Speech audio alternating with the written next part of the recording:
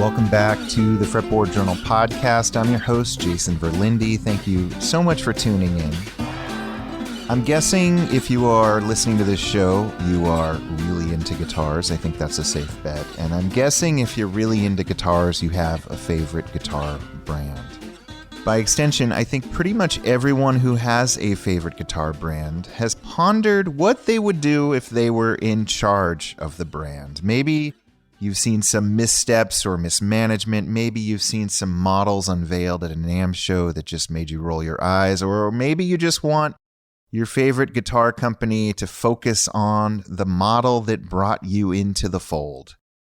I bring up all of this because today's guests have just bought their favorite guitar brand. Pete Mroz and Shannon Pollard are the new owners of Breedlove Guitars.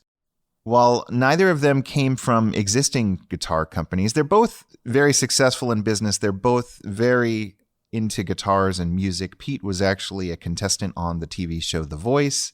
And I thought this would be a fun conversation to have because I can't imagine what surprises await anyone who finds themselves with the keys to a guitar factory. I can't imagine the realities of running a guitar company in 2025 or 2026. I know tariffs are on their mind, as well as just the overall guitar buying trends and consumer habits and all of that good stuff. Shannon and Pete both have a lot of great ideas. I think maybe some of you will be surprised to hear what they're focusing on. And I just enjoyed the chat. I hope you enjoy it too. Obviously, you can read up on Breedlove on their website. They're going to be at the NAMM show with some models that they hint at during this very conversation.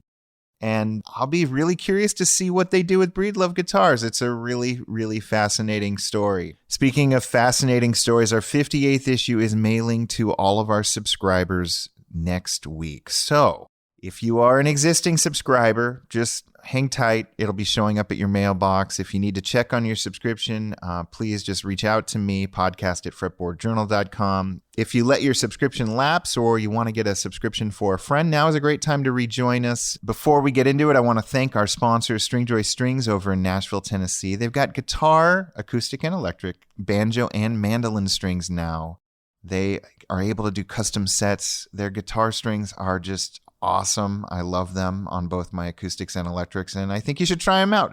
Use the discount code FRETBOARD. Your first order will get 10% off at stringjoy.com. We're also brought to you by our friends at Peghead Nation.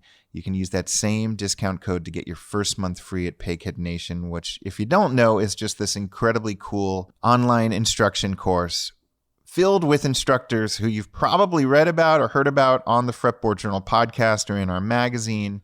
And our two brands just have this beautiful synchronicity about them. So go check out pegheadnation.com, use that discount code. And without any further delays, I want to wish everybody a very happy holiday season. I want to wish everybody sanity during these incredibly challenging times. And I want to share with you this interview you're about to hear with Pete and Shannon, the new owners of Breedlove Guitars. I hope you enjoy it. Pete, Shannon, welcome. Thanks for having us. I think this conversation could go a number of different ways, and I have kind of an idea. I mean, I have a ton of questions I want to ask you, but before we get to all that, before we get to the Breedlove chapter of your lives, which has taken over in 2025, let's individually, I'd love to hear kind of your backstories because they're kind of fascinating. Shannon, how about you go first, buddy? I'll start first. Well, I'm first a drummer, and I've been playing in clubs and regionally for, since the early 90s, 92, something like that. That segued later when I had to actually make a living. I started in commercial real estate more than 20 years ago and started having kids. And at that point, it was like, you got to make an actual living. And so, but I still kept playing. I played guitar since I was a kid too. But you wouldn't really hire me to do that. But as a drummer, I've been more focused on that. But I love guitar. I always have loved guitars, and they were part of my childhood. I've always thought that instruments were magic, and still do. And so over the years, I worked on different entrepreneurial projects, and we have kind of an incubator system here in Nashville with a partner, and actually various partners, but which led to a small independent record label called Plowboy Records, where we did releases from, varied from Bobby Bear to Driving and Crying, Cheetah Chrome to, just to the Dead Boys to Jim Ed Brown. So real varied catalog. And so kind of cruising along, still playing. And that's when Pete gave me a shout earlier in the year and presented me with the opportunity to do this. And so we partnered up, and here we are. We're rocking. And Pete, let's hear your story too. Yeah, man, I moved to Nashville when I was 19. The kind of proverbial artist moves to Nashville. I wanted to be Garth Brooks, man. I was like, it's the 90s, man. I was ready. I was poised to be the next superstar. There it is, old Garth. So, man, all through my 20s, I wrote and recorded in Nashville like just a plethora of artists do here in town.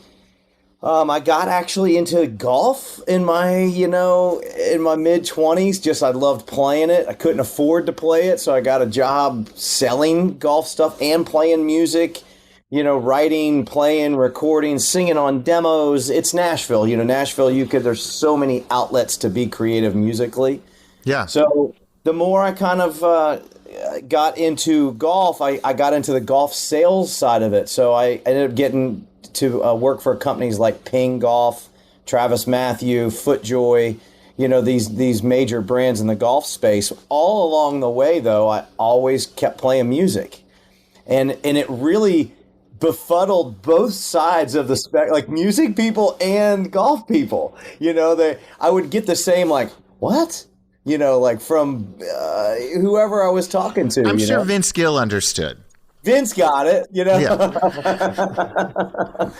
But, man, Tom Bedell was the prior owner of Breedlove Guitars, and Tom, he came to me about possibly kind of leading his sales force, and because he knew about my golf sales world, and one thing led to the next, and we kind of flipped the script and, caught him off guard a little bit and said, could we buy the company? And because, Tom was at the end of his career with the company where he was looking to do some other stuff. He wanted to take care of the health that he has now and enjoy his grandkids and life. So we asked him if we could buy the company, man. And fast forward, here we are, like two knuckleheads that we are just like, so excited that all this knowledge of playing guitar for 35 years I never knew would lead to this road right now of being able to look at these instruments as a musician and say, what do I want out of a guitar as a musician? And to be able to like bring that to the marketplace. You glossed over, you were also on a very well-known TV show.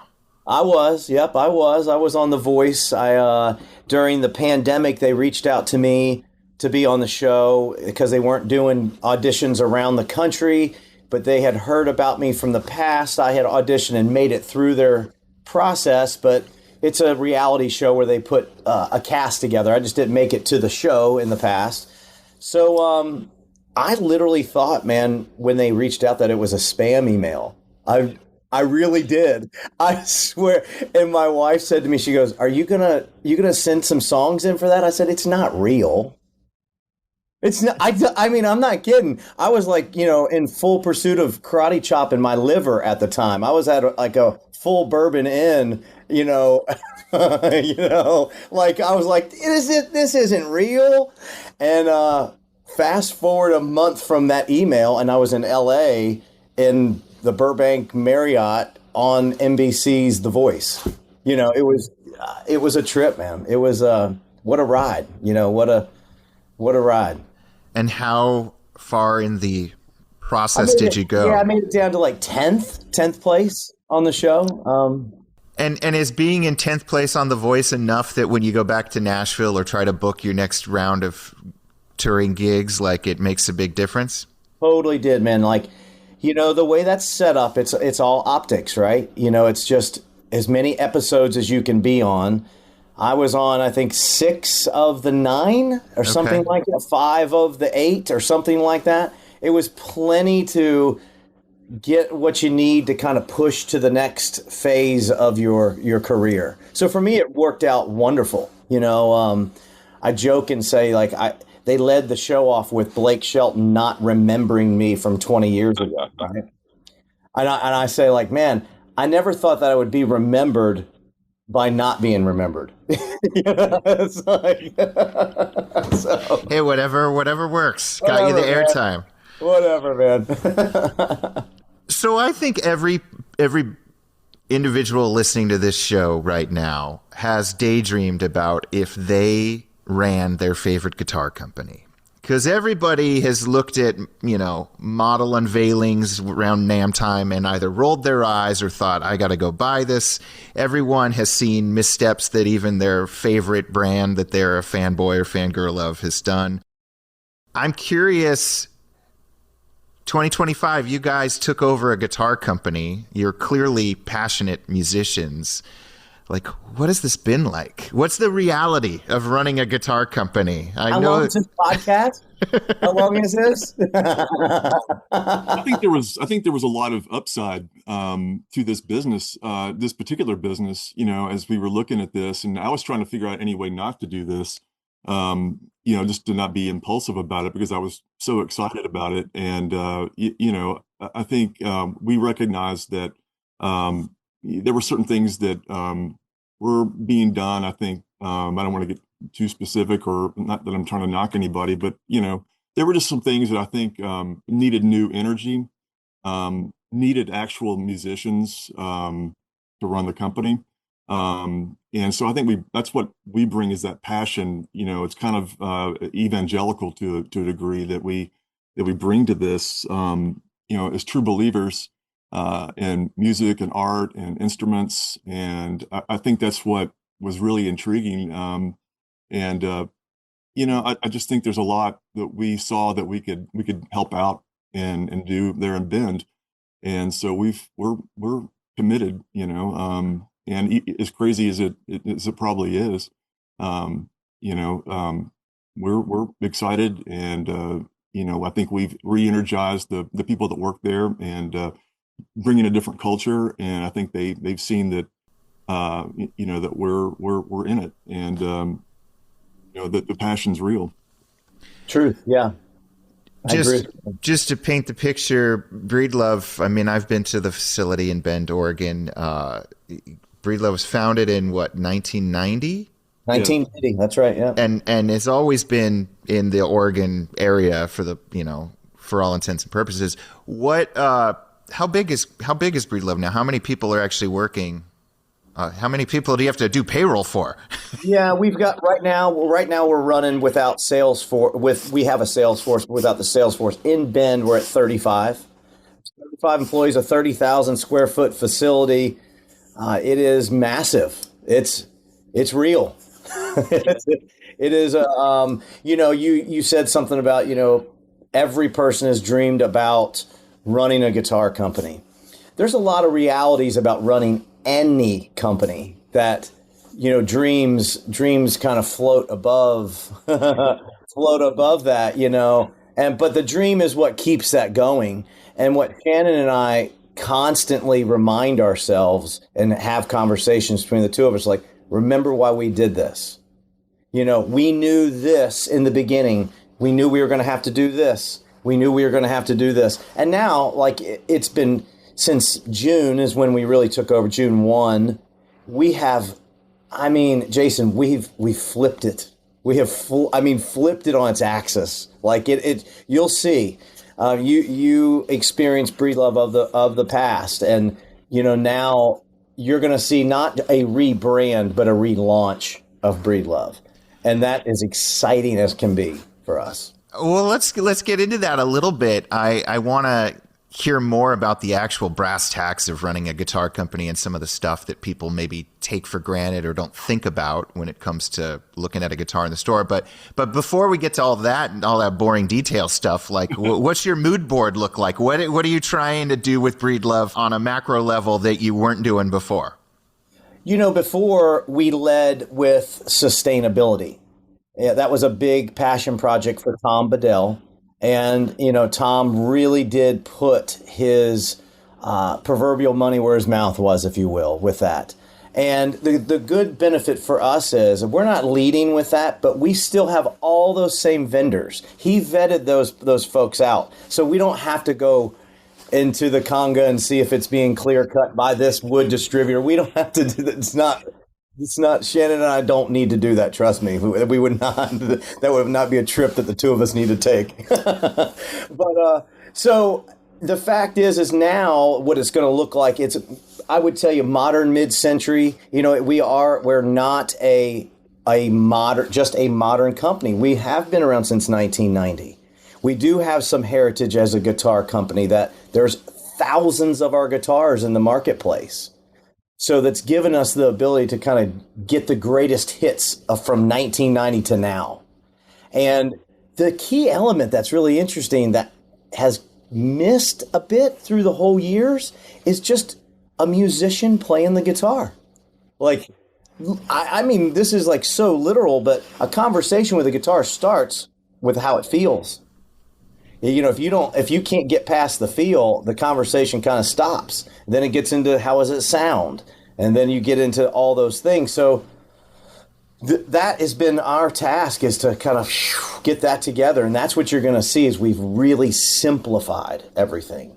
We've taken this kind of convoluted thing that got off the rails with 111 models, a lot of import guitars that made the USA guitars not shine as much because they look similar. And, so next year it's all USA.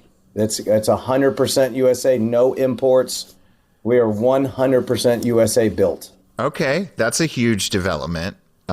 We are betting on Bend, Oregon. So we're down to 21 SKUs. 21 SKUs. Does that mean, obviously Tom Bedell had the Bedell line too? Are we taking a break from that? No, it's still, that line is still going. Okay. It's not, our mission right now our priority right now is Breedlove. Yeah. Breedlove. We've taken a lot of beautiful things that were in the Bedell. So no longer will people say, oh, a Bedell's traditional and a Breedlove's modern. Okay. It's like, no. Breedlove is a modern traditional guitar. You'll see it. No more asymmetrical headstock. Okay. You'll see these things that, and we didn't change the headstock. We used the headstock that Kim Breedlove designed in 2000. Yeah. We're going to a Circle B. You can see this guitar. Here's a little quick reveal. It's just a classic, clean, still pinless bridge using LR Baggs electronics, bone, nut, and saddle. We're really kind of doing the things that and I know that when you go to record or play that make a guitar really just sing. And it's sound optimized. All of our guitars are sound optimized and hand tuned. So it's spectacular, dude. I'm telling you, if you're playing guitar, it's a wonderful machine.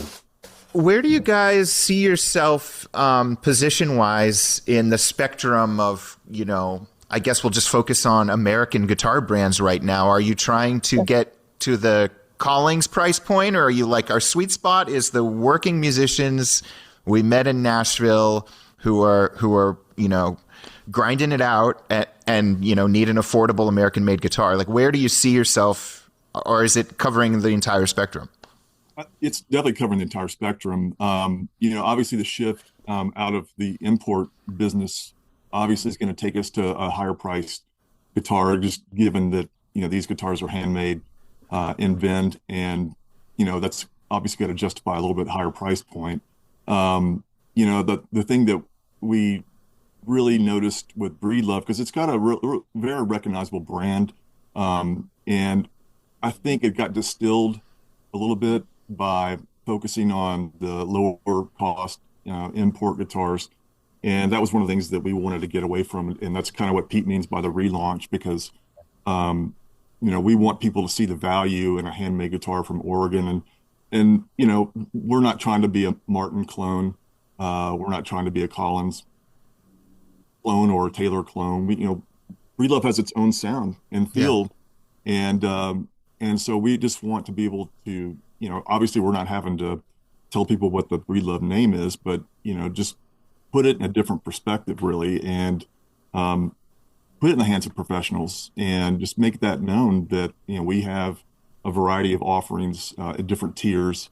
And we're just laser focusing in on those and not trying to, the 111 SKUs. That's just, I mean, the first time I looked at the spreadsheet, I had to take Advil because my head just like was about to explode.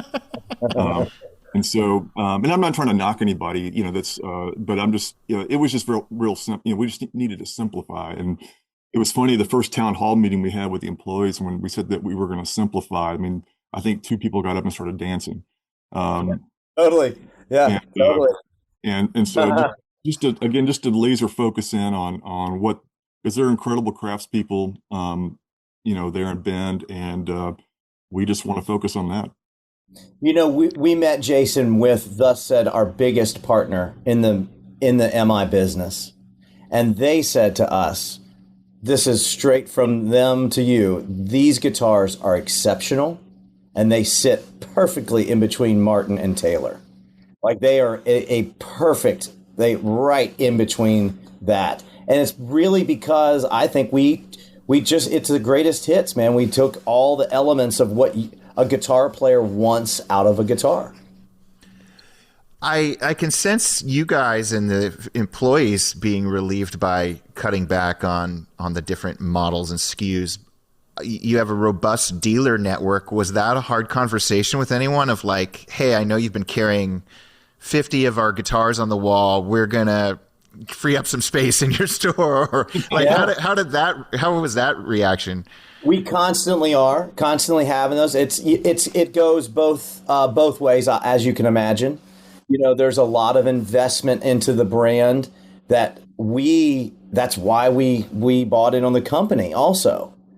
However, how often does a brand sell and change and kind of this doesn't happen. We're not setting a precedence that we're going to do this again, change it again. This is a one-time, change that we got the opportunity to kind of wipe the whiteboard clean, which there's a ton of positive things that come from that. And then there are some things, just like you referred to, like how do you do that with dealers when they say, hey, we bought these guitars, here they are, here's what we've got, well, here's what you've been doing. But we've had ways through the last couple of months where we've tried to help them out where they can make a little more money on guitars that they bring in to get ready for the new 2026 ones that are coming in. So 2026, you're going to be at NAMM. You told me you're right next to the Martin booth. What are there new models? There obviously is. You just showed me one. Yeah, there's 20 new models, and they're broken down into 3 series. Very simple. It's very easy to digest it. It's not confusing. Traditional wood sets.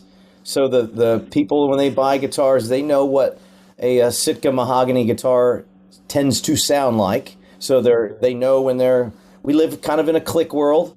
A lot of it's where people are buying stuff in stores, but online, and they're getting them in multiple places. We still will have exotic tone woods in the summer, probably of 26, kind of giving a little bit of breather on the myrtle wood for about 6 months, because we did sell a bunch of guitars, as you were talking about dealers and them getting guitars. We have had a lot of myrtle wood that's gone into the marketplace. So this is a good time to kind of just pause for a moment. Is pretty much everyone in place at Breedlove who was there pre you guys? Like, did you have to kind of change the staffing at all? Craftspeople, are they all craftspeople? Yeah. There's been some changes, some thinning a bit, if it had to be, which is go back to your owning a guitar company, thing. That's the hardest part, man. That is the hardest part. We are complex people, man. I imagine somebody had to open that container when it came however many times a year of the overseas instruments and do some quality control, and obviously you're not going to do that anymore. No, that's right. That's because we're making them. Yeah. Yeah, that was a big time suck. I mean, for some of the production people to have to switch gears and go do that, when those shipments came in. And Peter, we at 21 when you add in the 12 string, or is it 20? It is 20. It's 20. Yeah, it's 20. Okay, yeah. I've been missing. I know where that 21 came from, the cedar mahogany that we're going to add probably. Yeah. Okay. I love you guys are talking shop. I guess, gosh, I have so many questions, but I'm curious. You've owned the company now for literally like 6 months as we're speaking here. You just announced a whole bunch of models. That seems like an incredibly short time frame. Were these ideas that were percolating already within the Breedlove walls, or were these ideas you guys came up with and kind of directed to the luthiers on hand? How did this come to be? That's yeah. Well, I mean, you can answer too, Pete, but we started doing our due diligence really back in March, and so that's when we started really digging in and kind of figuring out what we thought our vision needed to be, and just changes that were going to be made. I'm sure the sentiment was there on some of this simplification. I'm sure that was part of, I'm sure that's been a part of their culture for a while, wanting to do that probably. But I mean, I'll let Pete speak to this too, but I think, that was definitely something that we saw pretty much immediately. Dig this, Jason. Okay. I've put in my guitar career, I've had 9 custom guitars built by Martin, Taylor, the companies that I've been artists with before this happened, with Breedlove. I've been building these guitars for 35 years, dreaming about these guitars for 35. I just never knew that we would be sitting here having this conversation, it's amazing. Shannon and I both had a very common comment to each other when we were talking about the purchase of the company. He said to me, "I'm kind of tired of being an imposter." And I said, "How do you mean?" Because I was curious, because I've said the same thing. And he said, real estate's been kind to me, and I've had a good time doing it and stuff, but my heart really lies here, in music. And I kind of always have felt like when I'm in my meetings, I don't really 2000% belong there, because my heart's torn and belongs over here to this music muse, And I looked at him, I said, "I swear I'm not just agreeing with you, but that is exactly when in the golf space, I like golf. I do. And the people that I became close with, I love them. They're amazing people, but I always felt the same way, like I was a little bit of an imposter. Like music is what moves me and just kind of runs through me. And now we have this opportunity just to be ourselves, man." Yeah, Pete. Well, we've always been, even through of course, Pete and I have known each other for almost 15 years, by the way. But okay, and through our other careers, I mean, we've always still been in bands, and never stopped playing. So again, he's right about that sort of schizophrenic existence of having to and having this other world, because when I'm in real estate mode, all I want to talk about is music, and so you would never hear me talk about real estate out of the business day. It's like I'm done now. It's time to go play with my band or listen to some music or play. So that's kind of what we're getting at. It was like, this is sort of a great segue for us as we enter in the next since we're middle-aged guys.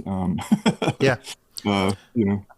I didn't dye this, by the way. This is dyed white. It's not for the holidays. I'm Well, as working musicians who have bought this company, obviously you streamline the offerings, you refine the aesthetic so that people know what a Breedlove is when they see it on a wall. Were there any directives on your end tonality wise in terms of like, we're not hitting this sound that I've been chasing? Yeah, man. Yeah. Good question. Great question, actually. And that probably with the people in Bend, was the hardest thing for me to like go to them and say, I love the guitars. We obviously love it because we bought the company. However, this needs to change. And now you're getting in their kitchen. Now Yeah, you are. So yes, there were very distinct, I'll just give you one example. Like I played Breedlove Guitars for 5 years as an artist before this. So playing those guitars, I always was kind of a bit disenchanted with the way the B and the high E string were a little too chimey. They were a little too chimey for me. Like when I'd go to record, I could kind of see that I'd have to do, fiddle around. And I was like, it wasn't the end of the world, because the quality's there on the instruments. The quality was there. It's just, man, I'd change that a little bit, And so there are things that we've went in and given it this balance from the low to the high E, where there's such definition between every string and that's our sound optimization that we do. So, yeah, I was going to ask, like, how do you? I mean, it's great that you guys have that technology that is. I think it's or it's maybe not proprietary, but a couple different variations of it seem to be floating around. Yep. What did you actually do to get that tone? Do you know, like, what the refinements were? Yeah, we changed a couple. There was a two. I don't know if it's called megahertz or dB. That I'm over my skis on this. But we changed some points from, let's say it was 170 to 168. Then we put bone and nut saddle in, rounded the edges of the radius of the saddle to kind of give it just a little butter over the tone. And it was my biggest fear was that we would have to reshape the guitar. Sure. Because now you're talking about a whole nother retooling. That's not where we didn't want to go to retool land or complete rebracing land, that type of stuff.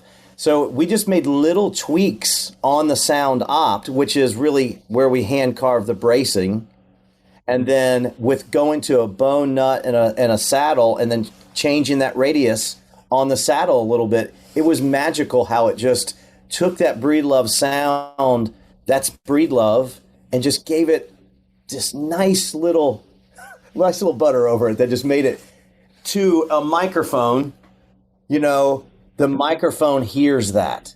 And then that's what the people hear and how, I'm not talking about the person that just buys it in the store might know that, but they actually don't know that they really know that. Does that make sense? Like when they pick up a guitar and it sounds right, well, those are the things that we're talking about, that we made sure that it sounds right. So the average person who doesn't know, it sounds right to them. Got it. You mentioned Myrtle, paring back a little bit or pausing on Myrtle for a little bit since there's enough of that. Do you guys still have that giant stash of Brazilian that Tom? Oh, yeah. You do? Yes, sir. Yes, sir. Yeah. Yes, we did.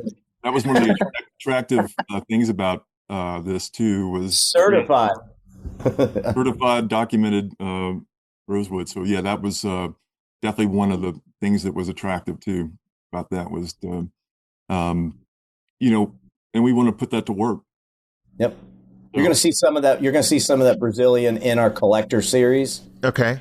That's coming out. I went right after it was acquired. I don't know how many years ago this was, but like it was insane. How many sets of Brazil do you guys even know, or can you tell me, or you don't want to tell me? We know, but we probably don't need to to give you all the stuff under the hood. I mean, you're a charming fella, buddy, but no. Okay. We have it's significant.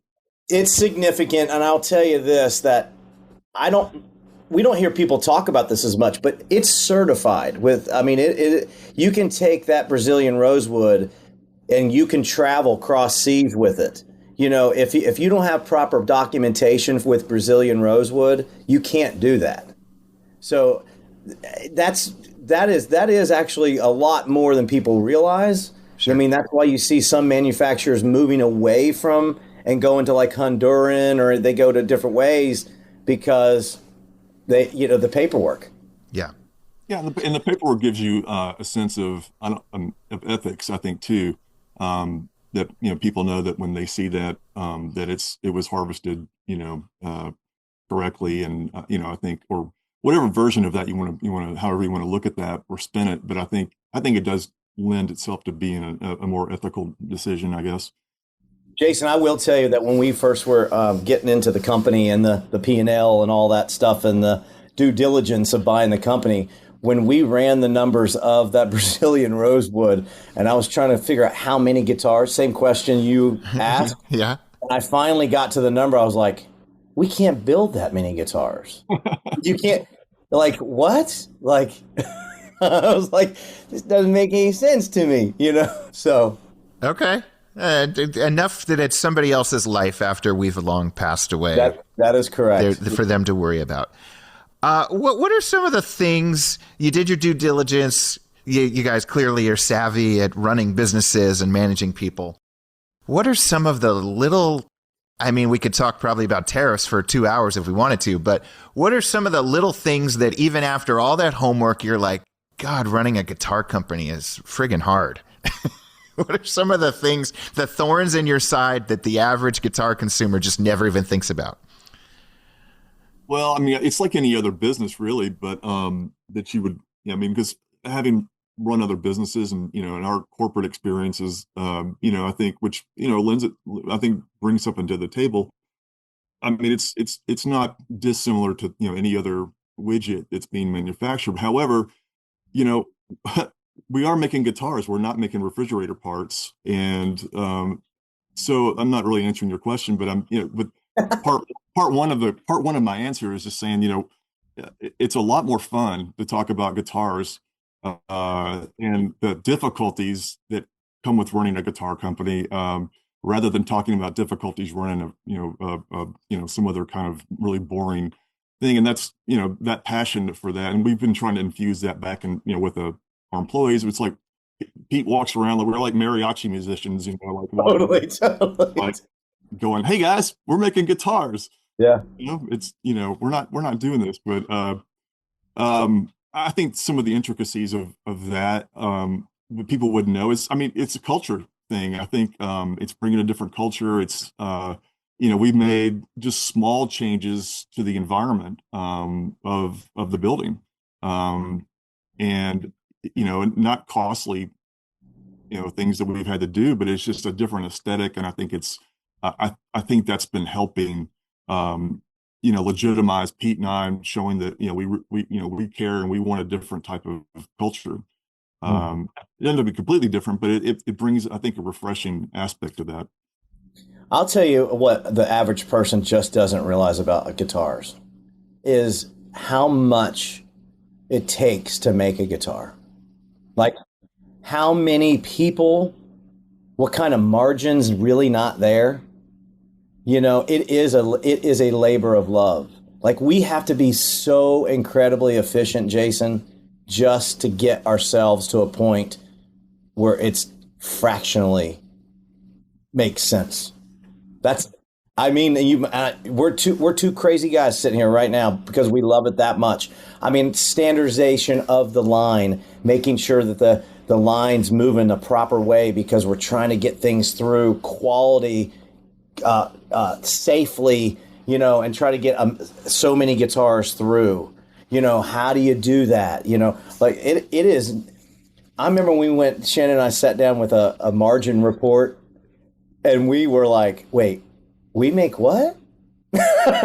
We both were like, "Are you kidding?" Like they're handmade. They're. I would say. Double checking my math. I was like, "Wait, am I doing this correctly?"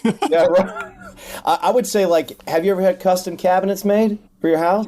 Well, I'm a starving publisher, but yeah, once in my life, yeah. Once in your life. It probably blew your mind when someone got paid to make those damn cabinets. Sure. Yeah, and that's how it is. That's how guitars are. They're high-end wood, amazing craftspeople that can do things that, it's not, that for me was eye-opening for me. I've always been the artist that's like, hey, Jason, can you give me a deal on this guitar, man? Yeah. Can I be on your artist list, man? Give me dealer artist pricing. You guys are clearly, I think, playing the long game. Nobody buys a guitar company to flip it 6 months later. Absolutely. When you think about, I don't know how comfortable you guys are sharing your production numbers, but when you think about 2026, a lot fewer models. Are you hoping to sell just as many guitars from a smaller pool of guitar models, or are you kind of doing a reset for 2026 and then those numbers are going to ramp back up as the world hopefully gets more stable, or whatever you guys envision? Like, I'm just curious to hear your thoughts on all that. Yeah, we cleared the runway.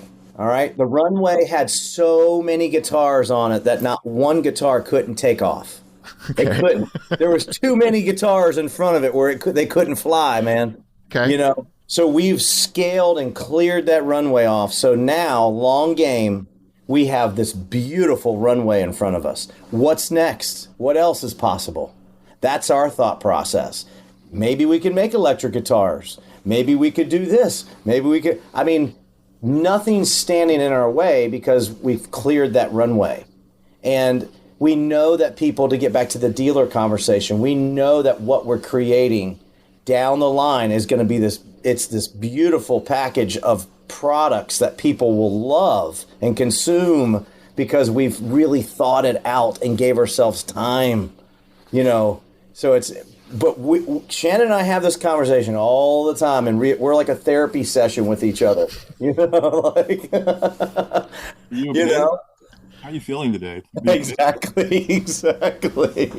You good, buddy? I'm actually got this goal, like by the end of next year, I want to start making acrylic drum kits, like, you know, the Ludwig's. So that's in our long-term plan to do that. Our LLCs need more music. Need more instruments, man. Need more instruments. Need more instruments. That's the name of your company? That's that's kind of our underlining LLC for the company. Need more.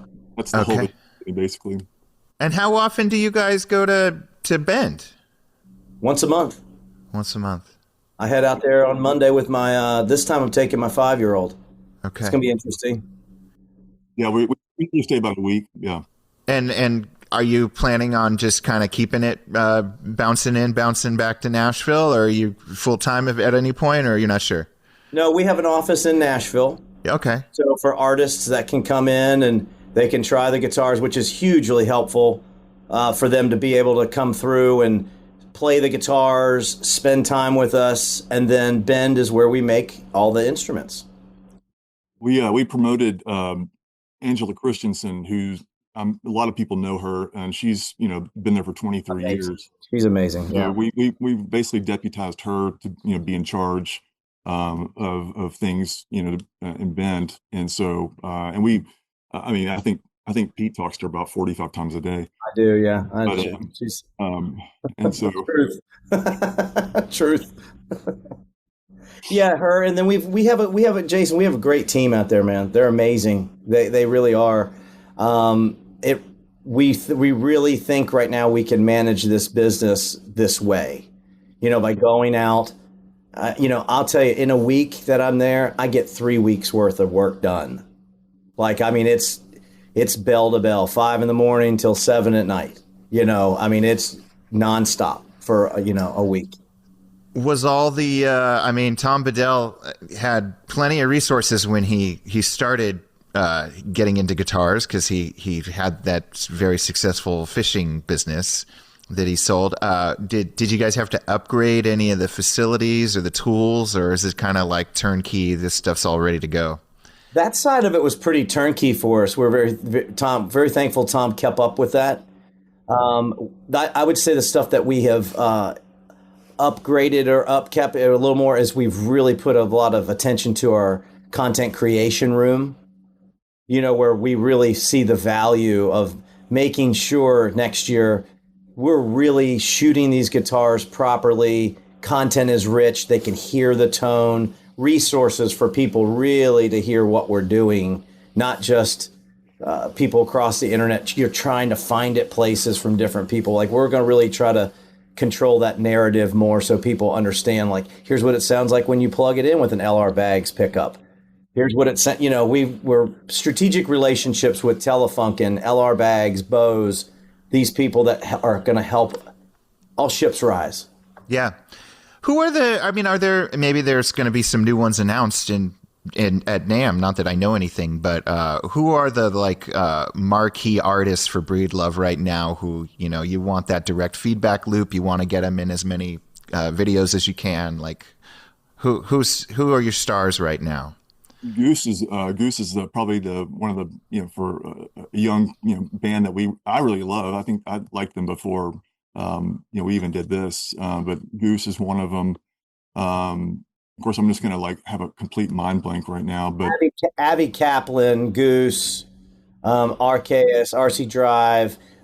We have a young man who's on fire right now named Max McCown.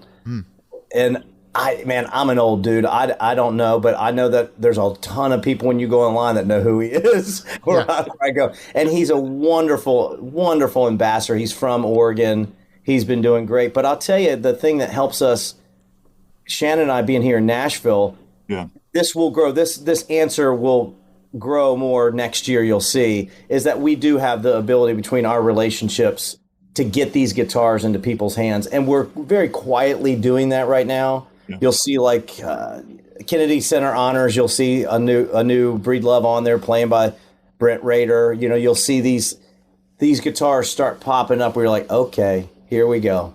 I'd like to answer that question next year. Well, and I'll just add to that because again, just an addendum. Again, that was one of the things that was attractive about this too, is we knew that given our history and our relationships, just like Pete said, that we would be able to leverage that in a different way. So, do you guys have a sense of between the fingerstyle players and the Americana players and the country singers, do you have a sense of who the Breedlove customer is? Yeah, I think with going to these shapes, which we didn't talk about this with you, but we're going to. It's safe to we can talk about this now, can't we? Yeah. We're going Parlor, Concert, Dreadnought. I mean, bro, that opens it wide open. We were a little handcuffed before with getting into certain markets because of the shape before. Now there's the sky's the limit. Yes, indie artist, finger picker, singer, songwriter, bluegrass, country. There's nothing about something that you see sitting back here that wouldn't fit in everybody's, any style player's hands.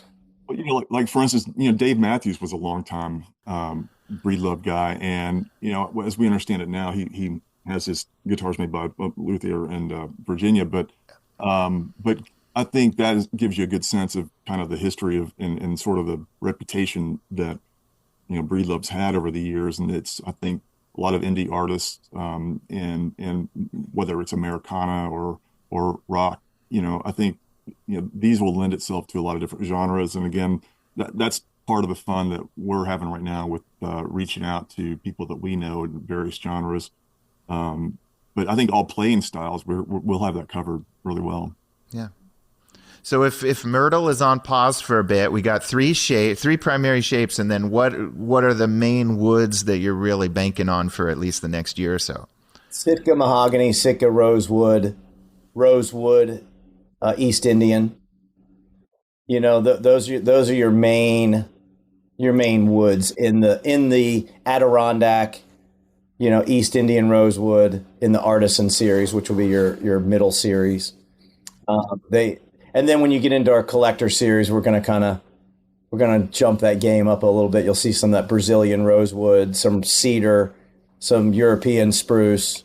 You'll see some Ovenkal. You'll see these things that will pop up. You'll go, oh, well, okay, that's a whole nother. That's those. We'll take some of those sexy guitar porn pictures and put them in Fretboard Journal. Perfect. Those. And by the way, do you know that Shannon Pollard has every issue of your magazine in binders? Oh, wow. Yeah, I have them in binders. Yeah, I've been for years and years and years because I just, again, like Pete said, I love guitar porn and so I mean, can we say that on your podcast? It's been said so many times. Yeah, okay. Yeah, feel free. Okay. I always get so excited when I go to the mailbox and get my big thick. All right, we got one coming in 2 weeks now. So I'm like, I'm it's like Christmas. You got our in it, didn't we? Did we get our ad in it? Yeah, there's an ad in there. All right, good. I remember vaguely the Lowe's lumber racks of Brazilian rosewood. Do you guys have all this other wood that you're going to be focusing on hand, or are you having to get it through tariffs and from overseas? Like, what's your wood pile look like? Angela Christensen, since she's been doing that, she's been there for 23 years. She was there with Kim Breedlove.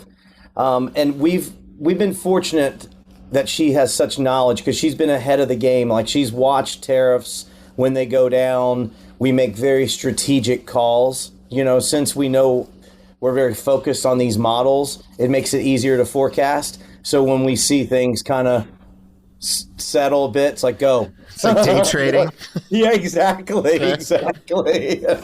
I mean, that's truth right there. It is like day trading. I think we've only had to re-up maybe, correct me if I'm wrong, but I think we've only had to re-up maybe one or two different, wood sources. That's right. Yeah. So there's a lot of wood still in there, in our facility. So we worked with George Grun in Nashville, and he had some wood that he wanted to sell. So we're communally trading and very cool. Yeah, was that from his guitar line, or he just was stockpiling wood for fun? No, he ramped up. It's a tricky business, man. Like, you forecasting, and then does it work here or there? It's sometimes you could have a little more than you thought you needed, or less, or whatever that is, and yeah. It might be interesting for folks to hear beyond Grun, like what does the community of guitar manufacturers look like? You're going to see some of these people at NAMM, obviously, in a couple months, but do you talk to the other brands, some of whom might even be considered Breedlove competitors, and are you sharing information and all that stuff? Yeah, it's very open. I would say it's extremely. Yeah, first call I got was from Chris Martin. I mean, I guess it doesn't get any more sharing than that, right? I mean, the very first call we got when we bought the company was from Chris. He tracked us down. We had conversations with both wood suppliers and the other guitar companies at your Fretboard Summit. And it was wonderful, by the way. Yes, it was awesome, which we truly loved being there. And then we did Guitar Fest at Sweetwater. And we were, right across the, the hall, whatever you want to call it, walkway from, Gibson, and Yamaha was over to our left, and, Alvarez, and, so I walked around, and it was funny because I didn't realize how small of a world it really is, that, here's this guy I'm talking to from Gibson. He's like, oh man, I was in Nashville for like 30 years. And, and we know this guy, this, and it's like, I'm over at Martin. He's like, oh yeah, I used to, be in a band with this guy. I'm like, I'm in a band with him right now, Yeah, right. And, those kinds of things that we found a lot of commonality with. And they, I think it was good for us to talk to them. And we definitely had a very congenial, just relationship with them. And so I thought that was really fun. Yeah, everyone's been very open, some skepticism, but because they're like, who are these two guys? Like, what is this?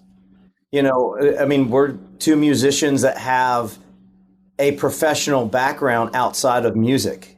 That just because we haven't been in the MI guitar building business, we both have been in business for a long time of major brands and product. Whether it's a golf club or a golf shoe or of a high-end brand, there's production and selling in ways that you do that and run business. So everyone so far has been curious, Sure.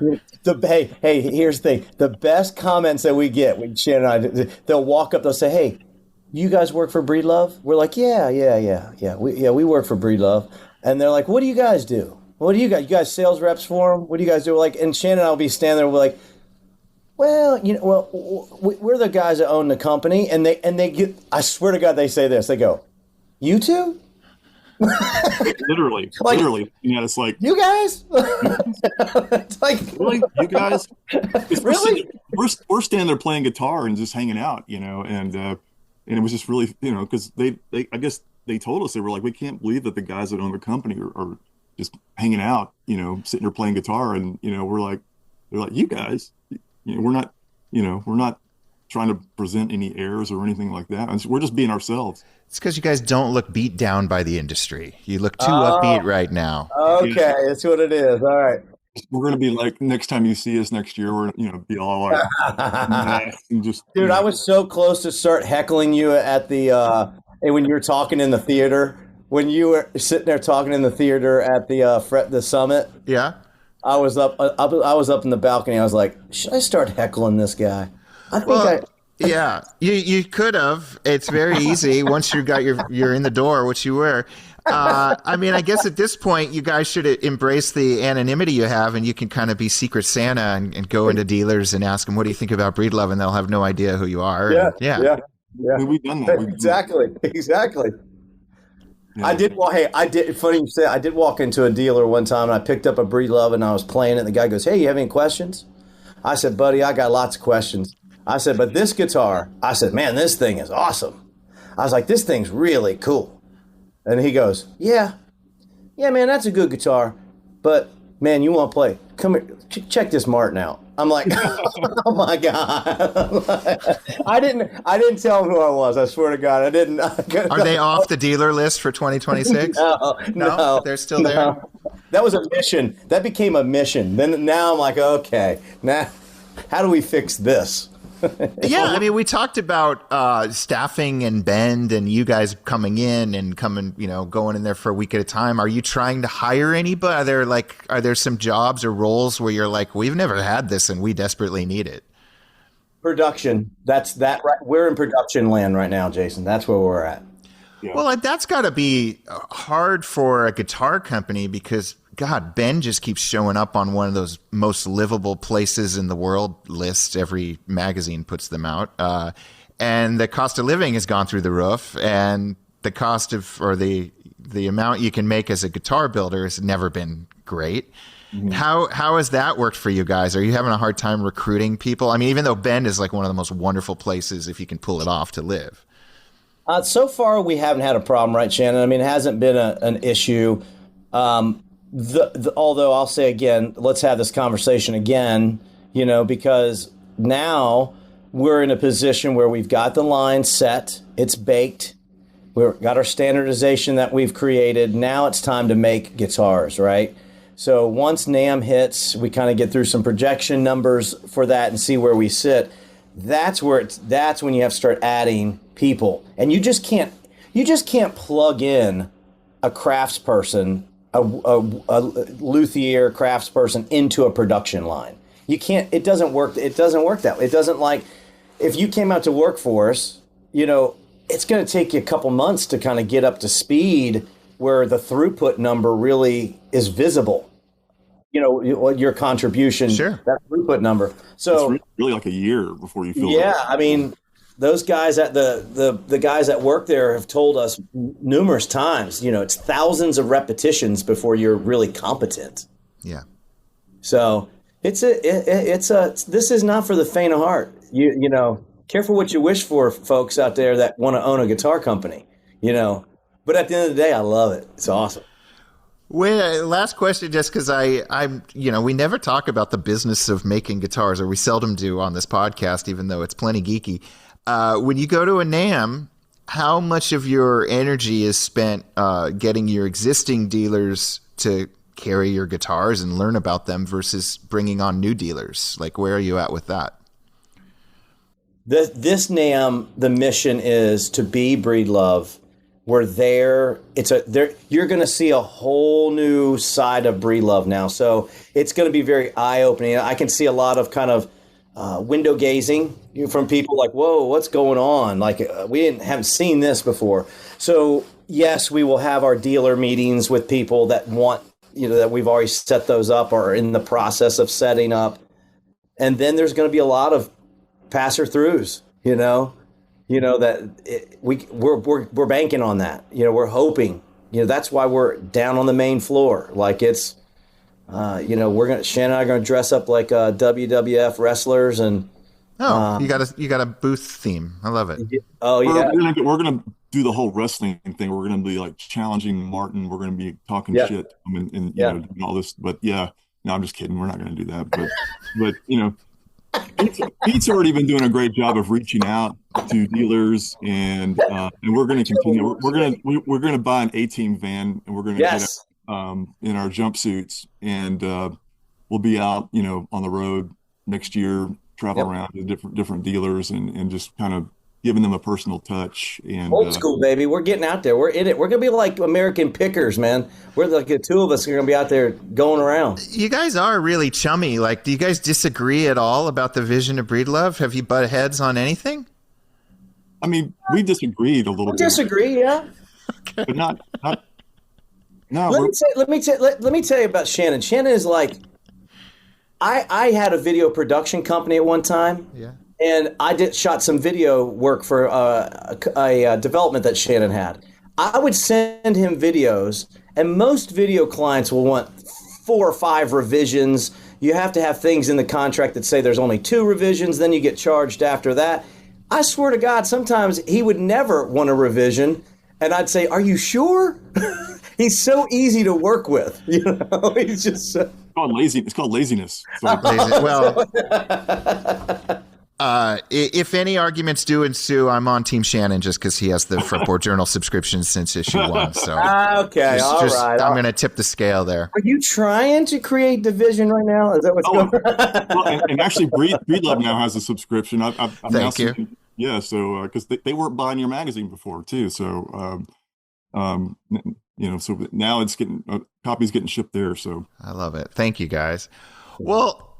God, color me impressed and intrigued. I can't wait to see what you guys have at NAMM. And thanks for peeling back the curtain a little bit on what's going on in Bend and introducing yourselves. And it's sort of refreshing to hear a company kind of prudently thinking like, hey, we're going to take a year to kind of refine our offerings and sleek it. And we're not going to try to create all the bells and whistles imaginable. And so kudos. We love you guys, man. We love what you do for the community of guitars and guitar making and the knowledge. I am so impressed with how extensive and deep you go with the knowledge of guitars and I've been playing for a long time, but you guys go down so sub level down into it, and I applaud you guys for that. It's amazing. This is bucket list for me getting to talk to you. He's a fan. He's fanning out right now, Jason. All right. Well, next time. I'm fangirl. Ski season's about to start here in the Pacific Northwest. I'll come down to Bend and ski at Bachelor and hang out with you guys the next time you're there. So, yeah. Come on. Let's do it. Let's do it. All right, buddy. Well, be loved. Remember, be loved. Breed love. All right. That was Pete and Shannon from Breedlove Guitars. It's so cool to hear their ideas and what they're going to do with the company. I hope to be down there in Bend, Oregon at some point in early 2026, both to see what they're up to, as well as do a quick tally on the back of a napkin of just how many sets of Brazilian they have in that vault, and maybe do some skiing too. We'll see. Next week, Fretboard Journal editor Sophia Wolfson and I touch base on all things Fretboard Journal 2025, a little year in review episode. I think you'll love it. Stay tuned.